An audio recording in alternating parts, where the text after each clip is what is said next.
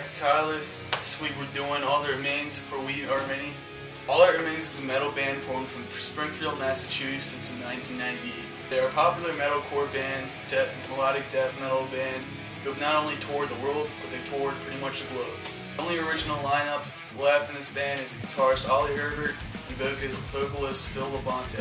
They're currently signed with Prosthetic Records, which is a record label that has produced other bands such as Killswitch Engage, Shadows Fall, the Acacia Strain, and the Black Dahlia Bird. All That Remains released their latest album, For We Are Many, on October 12th. The album is the latest of 5, with 2008's Overcome being their most popular one. It peaked at number 10 on the US Billboard chart, number 7 on the Canadian albums chart. It sold almost 30,000 copies since its release. It was recorded in Sing Studios in Westfield, Massachusetts, and was produced by Adam D.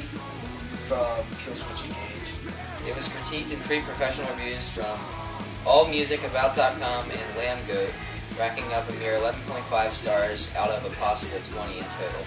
It tied for today's breaker in both Billboard 200 ratings and as number 10 and in record sales with almost 30,000. The band is currently enjoying a tour with Asking Alexandria, Born of Osiris, and She Whispered. Alright, this is Tyler from Weekly Metal Reviews. We're going to do a new segment here on the show.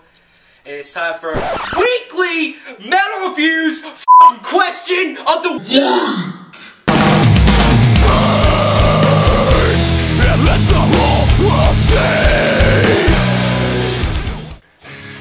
Now, the question of the week. How do you think Killswitch Engage and All That Remains would be different if Phil Labonte would have made it to Killswitch Engage instead of Howard Jones? Just leave a comment, and maybe in the next video, we will feature your comment. I personally had mixed reactions to this album. I've always enjoyed their music and respected their talent, but this album really didn't hit it off well with me. I was looking forward to seeing a progression in their music, but my ears were unfortunately let down. Although this is the first album in which they've managed to keep the same lineup as the previous release, I still expected to see a growth and expansion, not a stagnant stalemate, or even worse, a regression. The band did, however, manage to make one minor tweak to their sound, Phil Labonte's cleans. It's not as though the cleans were bad, it's just they were a tad too much.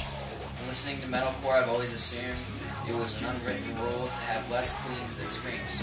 As for whether or not I would recommend this album, I would personally say no, but the truth is it's just a matter of personal preferences. If you enjoyed Overcome, then I would strongly recommend this album because it sounds like an exact replica of that album. But if you are looking for a more metal-sounding album, then I wouldn't pick this one up. Alright, I didn't really like this album that much. It was decent, like it really, it was probably my disappointment of the year. I thought it was really weak compared to The Fall of Ideals or Overcome. Like, those are really strong albums that I've always enjoyed listening to, but For We Are Many was just like, bleh. And probably the biggest problem I had with this album was the vocals. There was a lot of clean vocals. There was a good bit on Overcome, but this album, the vocals, I thought they were pretty bad. The screams are good, but the clean vocals fall flat on their face. The Last Time and Hold On, those songs are horrible and killed by the vocals. When you think that scream vocals are going to come in, he just comes in with these crap clean vocals, which I hate. It's the biggest drawback that I found with this album. Also, the choruses don't explode like they did on The Fall of Ideals or Overcome. They just, like, the song would build up momentum and then it would just go backwards pretty much with the chorus, which is not how it should be.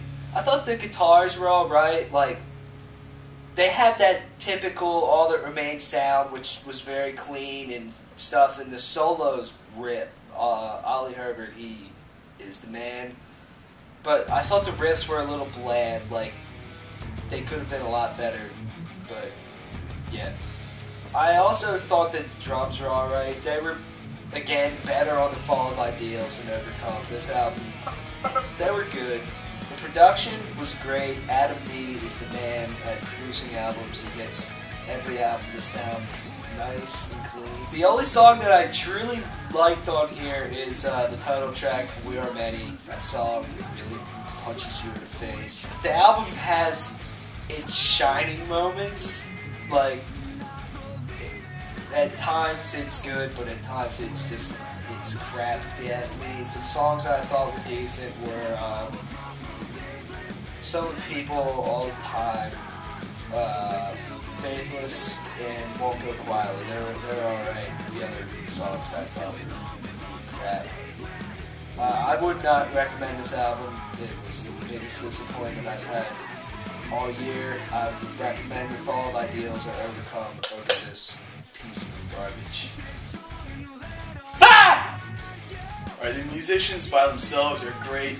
Ollie Herbert, amazing guitars. Phil Labonte, great singer, great screams. Drummer, he's fucking badass. Does traditional style drums, he blasts with it. That's just badass, you can't deny that. But altogether, this album is really boring. It sounds like they played like the riff for the 5th time over. There was just something missing completely from this album. It didn't hit you hard at all. Like Tyler said, this one song, whatever gay song that is, punched in the face. It punched me in the face with a big ass disappointment. That's what it did to me.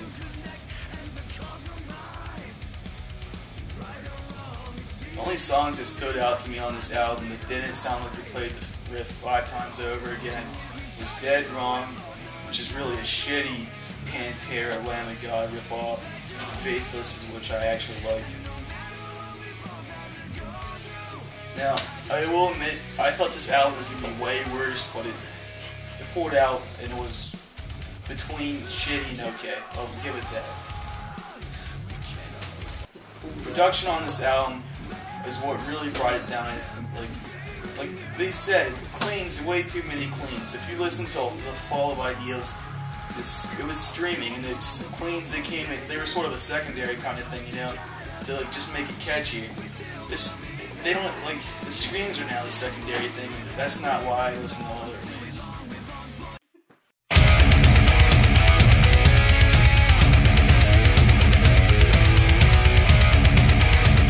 What's up, everybody? It's Ben from Weekly Metal Reviews, just doing a couple different shout-outs. A couple different people have contacted me. They wanted me to do reviews. First off, I'm going to do Hells 149. This girl's name's from Helen. She's from United Kingdom. She's 17 years old. She prefers Hells. She has 140 plus subscribers. She sings. She does really good covers for like, I know, I watched one. It was like Evanescence. The girl's pretty good. Second one is a band. It was an actual band that contacted us. And they call themselves Hideous Miscreation. They have an EP out, which is pretty good. I liked it. Vocalist is really good. Their YouTube channel is called Hideous Miscreation UK. And my last shout out I'm going to do is a guy named Paul Wall 1981. Talked to this guy over PM, and he does reviews, and he said if I can shout out him, we'll do a review for our channel, and I think that's pretty good. But he has over 100 plus subs, and hopefully he'll get out the word for us, and we'll get the word out for him. Hell chose me! Alright, we got some shout outs to do from Weekly Metal Reviews. First one goes out to X Deathcore Zach X. He's got badass vocal covers. He just posted one in the Casey stream, which I think is like dead on. So many people are doing like Devil Wears Prada covers, just half-assing it, ruining the songs. This guy's legit. He does his covers and he gives it just full out. Subscribe to him, watch his videos.